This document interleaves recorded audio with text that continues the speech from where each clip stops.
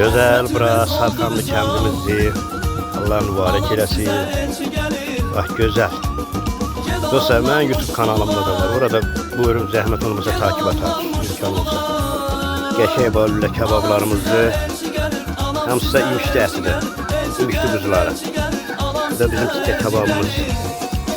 Kartoşkanın kızarmağına bassan Allah. Ha, bu hardadır? Gözəl imişlimizdə. İmişlinin Sarkanlı kəndində. Bu da bizim İmişlinin gözəl bığlamasıdır. Bak görsən mən bığlama deyirəm, qoğurma deyirəm. Mən heç sadə yəni yanlış demirəm. Bak gözəlliyinə. Bu harda ola bilər? İmişlinin Sarkanlı kəndində. Ürəkdir Sarkanlılar. Baxın. Özü harda, ocaqda. Allah mübarək eləsin.